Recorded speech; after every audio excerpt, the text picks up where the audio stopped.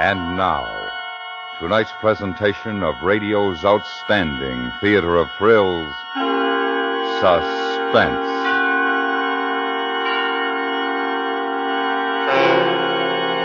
Tonight, we bring you the story of a fantastic theft of $1 million pearl necklace. We call it The End of the String. So now, starring Stacey Harris, here is tonight's suspense play, The End of the String.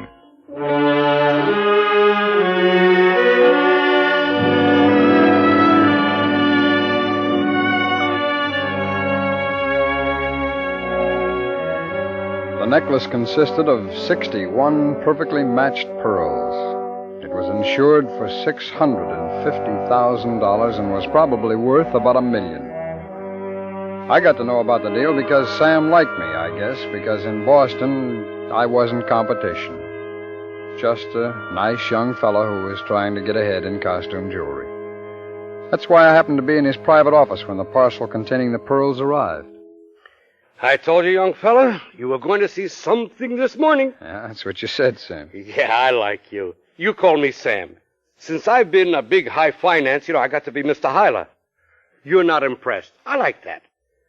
I should have had a son like you to pass the business.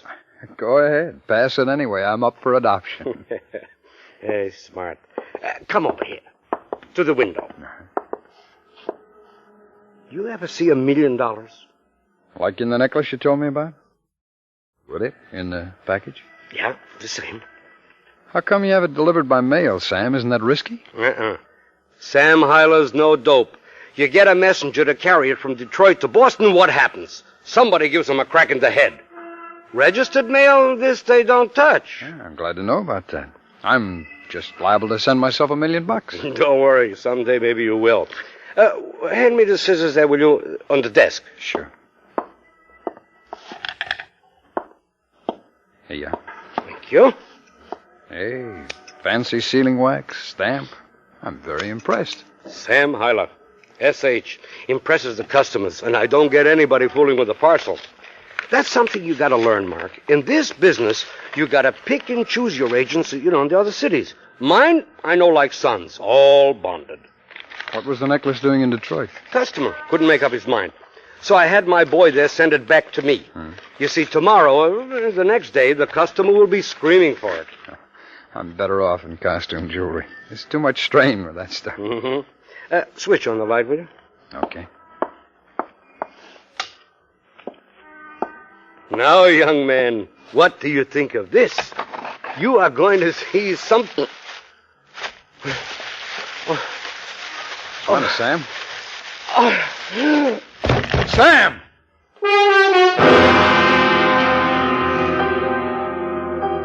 He keeled over. For a minute, I thought he was finished, but he'd only passed out from shock, and I knew why. Inside the box, wrapped in cotton and enclosed in part of a newspaper, were 8 cubes of sugar. $1 million worth of nothing.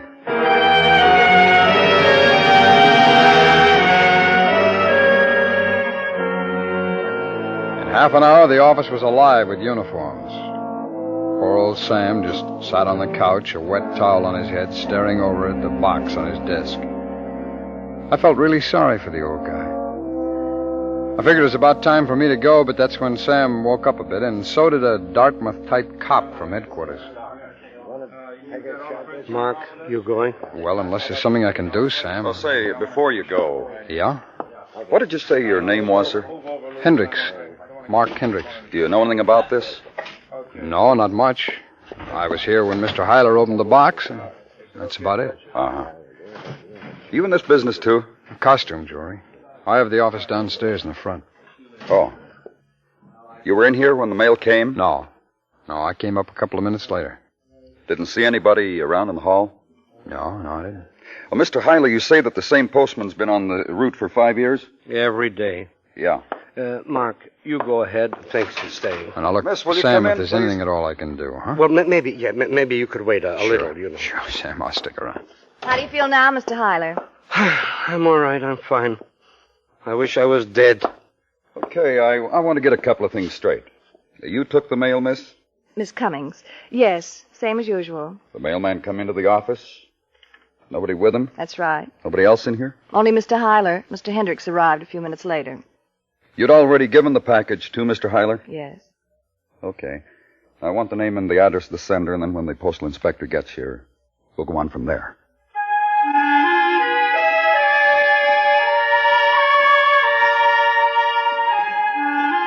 The cop's name was Colley. The postal inspector, Shearer. Between the two of them, they covered everything. I hung around because Sam wanted me there, and though nobody said anything, I had the feeling that until they got through, I was going to be around because they wanted it. About 12 o'clock, the mailman was brought in. He was really shaky. The kind of guy that looks guilty just for living. I tell you, I don't know. I'm sorry. Listen, nothing like this has ever happened. Mr. Hyler, you tell him. I told him already. Mr. Hendricks. Oh, sure, I'll give you a clean bill. You see? Look, sir, nobody said you switched packages. All we want to know is where you stopped between the office and here. I made all my stops. Okay. We'll start in this building. Did you put the mail bag down anywhere? No. How many offices? 4. No, 3. No, 4. 5, but next door is empty. All right, it's 4. Where'd you stop first? Mr. Hendricks, he's in the front. Yes. Did you put your mail bag down? Well, maybe just for a minute. We talked about the game last weekend, but nobody was around. Nobody touched the mail bag.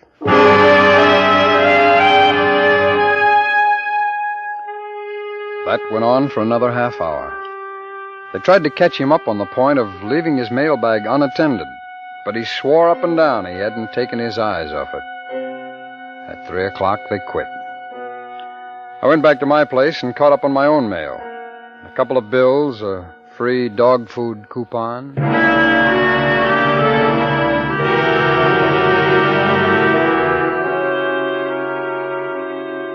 I saw Sam a lot in the next couple of weeks.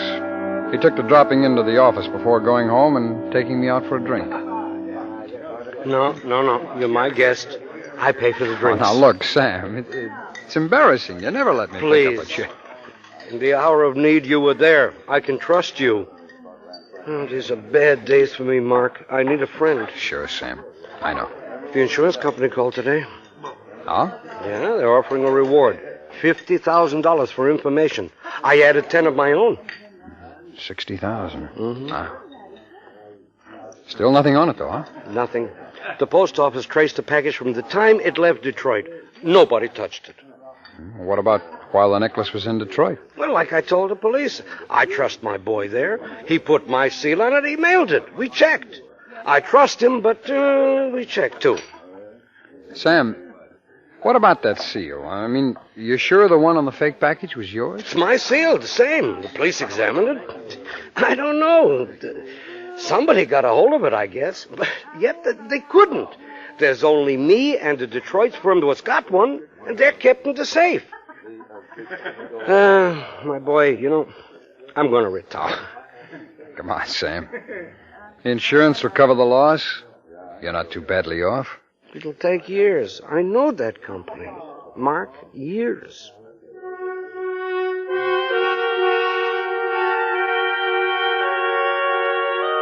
It's a funny thing about money. You don't have a lot, so you wish you had more. Then when you've got more, you want more than that, so you won't go back to not having any. Trouble is, where do you stop? The next day, I caught Sam's secretary as she was leaving the office. Oh, Jeannie. Hi. Hi. Where have you been? Oh, round. You in a rush? No. Want to take me to dinner? Yeah. Yeah. I got a date, but I'll break it. Oh, great. You must be one of the compensations for being broke. Can I use your phone? Sure. Come on in the office. He's a Harvard boy. I've taken terrible advantage of him. I'll just bet you have. Well, you tell him you've got homework tonight, huh? I will. I will.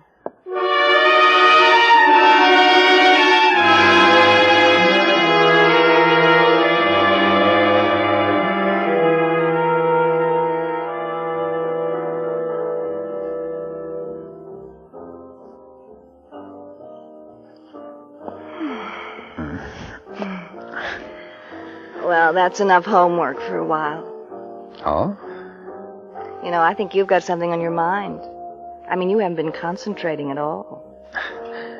I'm sorry, honey. Huh. I want to ask you something. Yeah. This isn't a proposal. Oh. You want to make $100,000? Well, you have got something on your mind. If you say no, it's okay. But if you say yes, you can't back out. I love to say yes. Oh, come on, Ginny, I'm serious. So am I. It's about Sam Hyler's necklace. Oh? Who do you like more? Your boss or $100,000? I'm loyal. You know that. Yeah, I know. To which one? Money. Sam, too, depending. Okay, I'll take a chance. I want to show you something.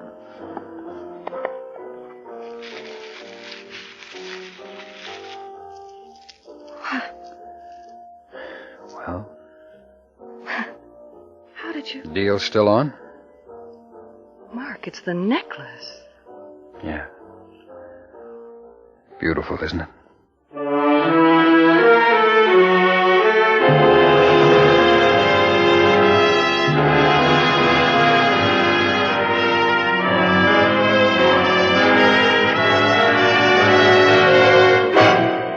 You are listening to The End of the String, tonight's presentation in radio's outstanding theater of thrills, Suspense.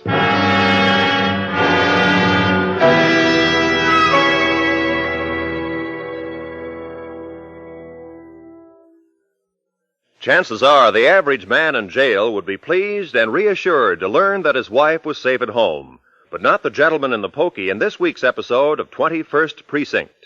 Having jammed the lock on the door to his home prior to his arrest, he is startled and not a little dismayed to realize that his long-suffering wife cannot get out of the house to bail him out, even when she wants to.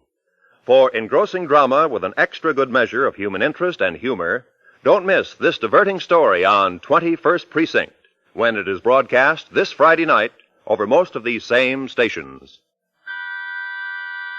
And now we bring back to our Hollywood soundstage Stacey Harris, starring in tonight's production, The End of the String, a tale well calculated to keep you in suspense.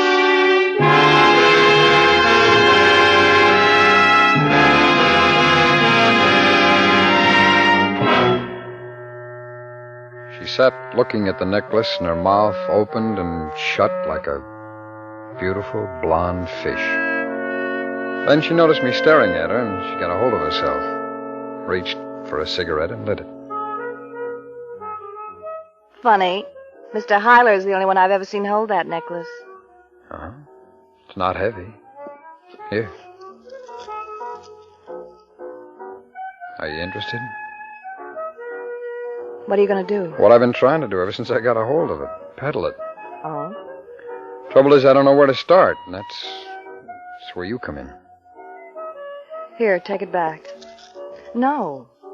What do you mean, no? I couldn't help you. I mean, I don't know any more about where to get rid of it, well, than you. But if you did know. I couldn't. Wouldn't make any difference. I just couldn't. It's worth $1 million. I figured we could get 200,000, maybe more. Split down the middle, that's $100,000, Jean. Tax-free. But you'll be caught. So will I. No. Worst of it's over. How'd you do it, Mark? Well, it seems to me I've told you an awful lot already. If we can't make a deal, let's forget it, huh? Aren't you afraid I'll tell Mr. Hyler? No. No, because if you did, you'd have to prove what I've told you. That wouldn't be easy. They wouldn't find the necklace around here, and besides, you wouldn't get $100,000. Why'd you pick me? Well, Sam works with people in the business. You get his phone calls, answer his mail. Wouldn't be hard to find out who handles this kind of stuff. You could even ask him if you're careful. That's all I'd have to do? Find out where to sell the necklace? Not another thing. All right. Good.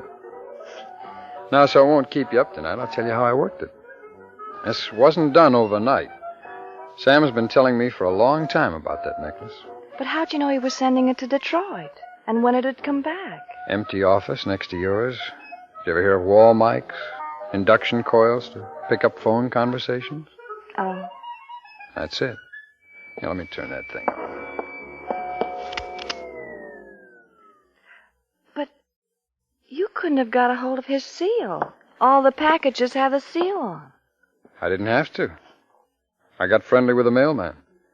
He always stops to gab when he brings my mail, and about a month ago I saw a package addressed to Sam. That wasn't the necklace? No, but it was an important package, had Sam's seal on it.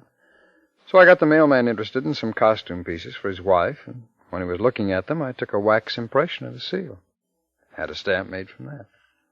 Just like that? Just like that. Heard Sam talking to his agent on the phone 2 days before the necklace was mailed from Detroit. I knew when it was going to arrive, so I made up my own package with the seal, switched them when the mailman stopped by. Well, how'd you know what the box looked like?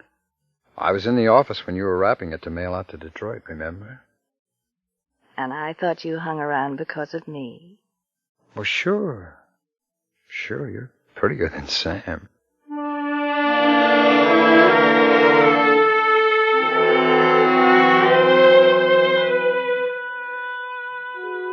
We agreed not to make any contact with each other until she had some word for me. I'd worked it out pretty well. I hoped that she wouldn't be suspected if she did ask questions about fences in Boston or New York, and I hoped she wouldn't lose her nerve. For the next 5 days, I sweated it out alone. The necklace was safe. I didn't have to worry about that. But you're never really happy when $1 million is lying around and you gotta borrow 100 to pay rent. Then one evening, just as I was getting home...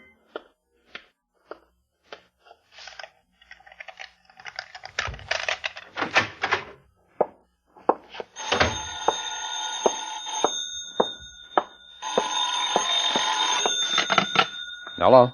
Hello, Mark. Oh, hi. Where are you? Downstairs. Oh, well, come on up. I wanted to see if it was all right.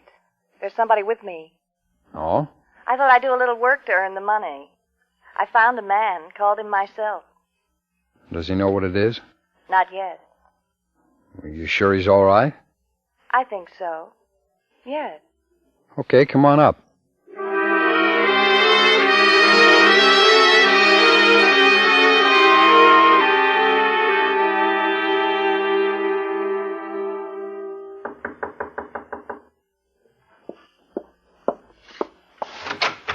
Hi, Jeannie. Mark, this is Mr. Larkin. Mark Hendricks. How are you? Mr. Hendricks? Well, can I fix your drink? Never drink, thanks. Oh, well, sit down. Jeannie, you want to give me a scotch and water? Yeah, all right. Thanks. Well, Jean tells me you're interested in jewelry. I represent an outfit that buys and sells. Hmm. You in the market to buy right now? Might be. Depends what's being sold. Oh, sure. From folks we don't know, we usually take stuff on consignment. No, that's out. This is a cash proposition only. Uh-huh.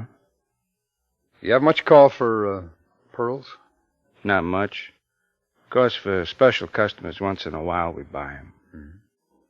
How about a pearl necklace? Might be interested. You got it? Not on me. I can get it, though. How much you want? $200,000. For pearl? It's worth $1 million. You're crazy. Well, it's insured for over $600,000. The Highland necklace? You got that? I might. You're a pretty foolish boy. What do you mean? You're working backwards. You should figure how to get rid of it before you lift it. Nobody's going to touch that necklace. Well, now, wait a minute. What's the matter? You didn't tell me what your boyfriend had, honey. You're wasting my time. Well, just take a look at it, huh? Maybe you'll change your mind. What do I want to look at it for? I wouldn't give you $1,000 for it. Nothing. You better get rid of that thing any way you can, I'm telling you. Nice to have met you, folks. And I'd like to ask you to please forget my name. He was gone, just like that.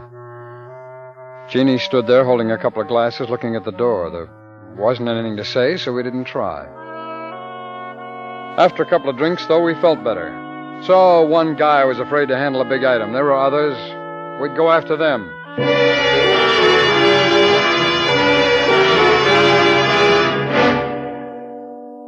Jeannie and I got to know most of the fences in the East during the next month. We'd only have to say pearls and the door would slam. Word gets around. I was getting a little scared, so I decided on another plan. We had to be even more careful about getting together, so Jeannie met me on her lunch hour in the public library. We went to the reference room and walked down to her back aisle.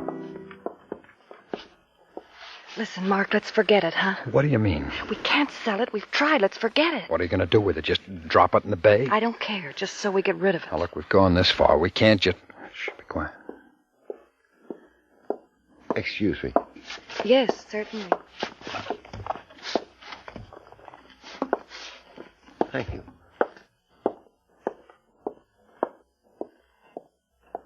Now, you look. We've gone this far. We can't just get rid of it. Then what'll we do? The reward. What? What happens if we find it? We get the reward, don't we? That's $30,000 apiece. No, I won't do Now, it. you listen to me. I'm not going back to those $1.98 earrings. I don't care about you. You do what you want. But I know we can get $30,000 each out of this. That's a lot better than nothing. Is it better than prison? We won't get caught, Jeannie, I promise you. I've got it all figured out. Like you had it figured out to sell? All right, I was wrong. I admit it. This time I'm right. I'm afraid. No, now, look, it's simple. There's nothing to it. They'll never know. Are you sure? Let me give you the idea, then you decide. Okay? Okay.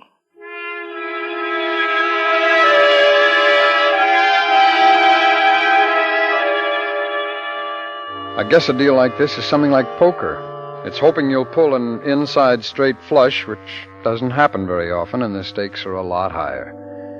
I made it sound real easy to Jeannie, though. I was to go to Hyler, tell him I'd been doing a bit of private eyeing on my own, and that I'd had a tip. Some punk had seen a guy put a small package in one of the lockers at the South Station. That was what I was supposed to know. I'd paid said punk $50 for the information. We set it up like that. Jeannie took the necklace in a package to the station on her lunch hour. I thought it best not to see her after that, and I waited until the next morning before I went to Sam and told him the news. The college boy-type cop, Collie, was at the office 10 minutes later. Who was this fellow, Hendricks? Well, I told you, I don't know. I was snooping around. I made a couple of contacts. Yeah, and the pearls are at the South Station? Well, if they're not, I spent $50 for nothing. Mr. Colley, why do you waste time? Mark is doing me a big favor, and you're asking questions. Let's get over there. And don't you worry, my boy. If I get my necklace back, you'll have your $50 and everything else that's coming to you. Let's go.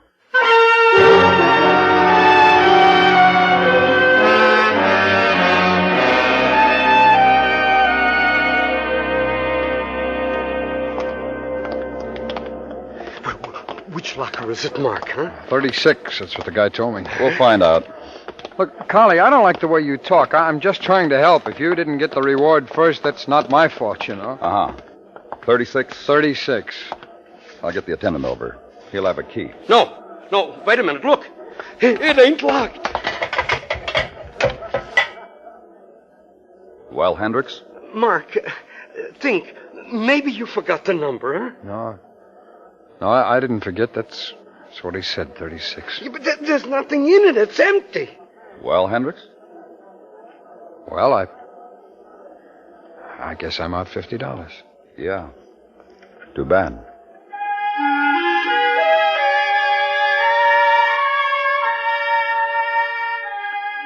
What had she done with it? I couldn't get to the office. I couldn't be seen with her, but I had to know. What had she done with it? I waited all day until she finished work. Then I was waiting outside her apartment when she got home. Jane, now listen, I want to know... Wait till we get inside.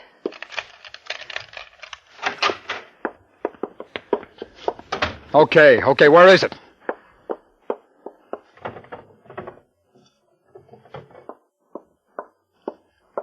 Here, take it. Why didn't you do what I told you to do? Why didn't you put it in the locker? I did. Why didn't you put it in the locker? I did put it in. Yesterday. Then this morning I heard Mr. Hyler talking to Collie about you and me seeing so much of each other. I was afraid they were beginning to suspect, so I went back to the station and took it out again. I was trying to do you a favor. You slapped me. I'm sorry, Jeannie. I'll bet you are. Go away. I don't want to see you again. And I don't want to see that necklace again. But you'd better get rid of it. Go throw it in the bay, and you go with it.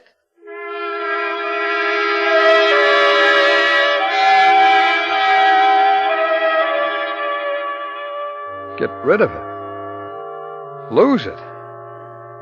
$1 million burning a hole in your pocket and you throw it away? No. No, don't throw it away. It's too beautiful. Put it back where you got it. Give it back to Sam. Go back to Sam Hyler's office, and in the morning old Sam will be so happy to find it on his desk he won't ask any questions. And maybe Collie won't either.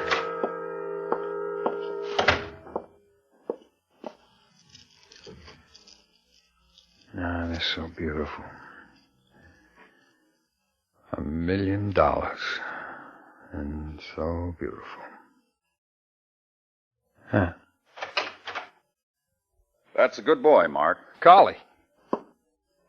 You know, I was getting awfully tired of following you around.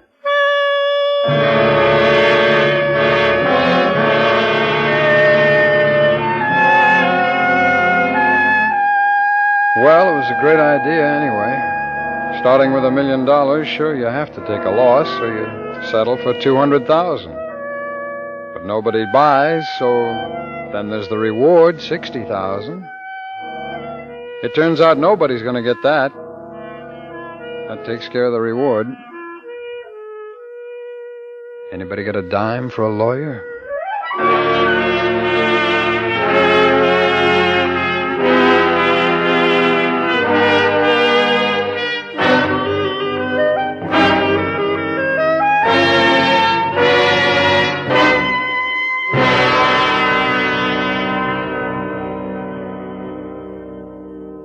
Suspense, in which Stacey Harris starred in tonight's presentation of The End of the String. Next week, we bring you a story of a mother, a father, a locked door, and a baby. We call it The Cellar Door. That's next week on Suspense.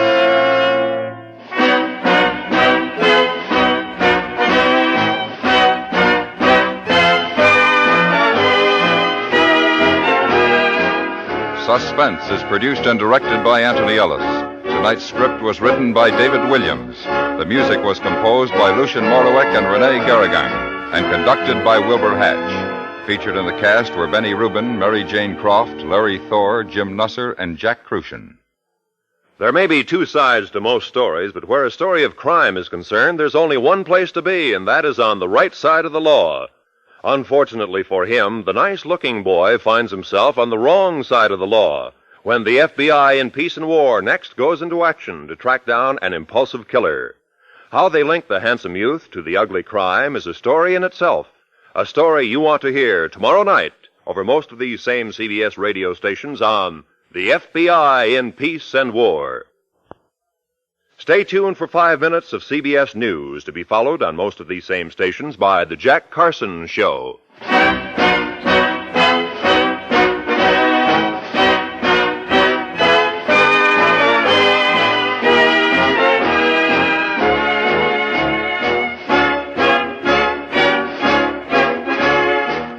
You hear America's favorite shows on the CBS Radio Network.